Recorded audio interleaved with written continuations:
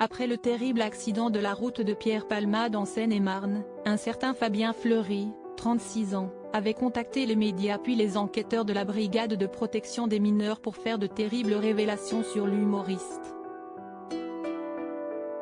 Celui-ci affirmait être en possession de vidéos montrant Pierre-Palmade en train de regarder des images à caractère pédopornographique.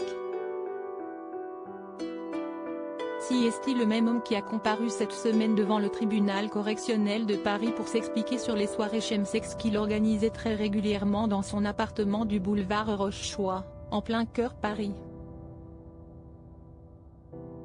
Dans le box des accusés, Fabien Fleury a vu défiler le récit de sa vie, son enfance sous l'emprise d'un beau-père violent, son train de vie de luxe, entre 5 000 et 7 000 € par mois, son boulot de communicant pour un sex shop, ses apparitions dans des films pornographiques gays, son job décor, mais aussi ses 2 condamnations pour escroquerie et sa maladie, le sida.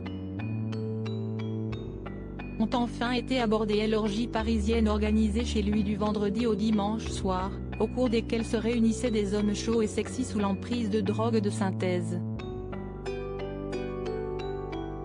Ce n'est pas un dealer de quartier, il ne vendait de la drogue que dans ses soirées, a soutenu son avocat, ajoutant « Le but pour lui n'était pas de gagner de l'argent. Il souffre d'une addiction au sexe et à la drogue dans ce contexte d'orgie qu'il pratique pour oublier son mal-être. »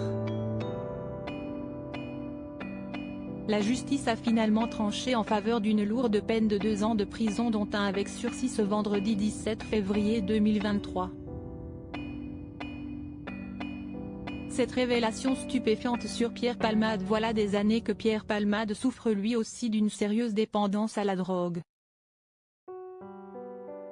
Interrogé par le magazine Nous Deux, un proche de l'humoriste dans les années 90 raconte, dès qu'il avait fini son spectacle, il fallait partir tout de suite pour aller vite faire la fête. Donc, pas question de séance de signature, rien. C'était direct dans la voiture pour aller au restaurant et ensuite en boîte. Et ce, dès fin 1989, début 1990. Il poursuit, et il a très vite été accro à drogue. Lors de la toute première tournée, il n'y touchait pas, mais dès la deuxième, il me demandait, embarrassé, si je connaissais quelqu'un pour lui en fournir. Et ça s'est amplifié avec le temps. Notamment lors d'une soirée à rallonge dans une boîte de nuit belge, il avait lancé un concours de celui qui allait rentrer le plus tard. Il est rentré à 23 h. Le lendemain, on allait alors dormir quelques heures et on recommençait. 72 heures, ça a duré. La coke, est ce qui le faisait tenir. Ça lui permettait de rester éveillé.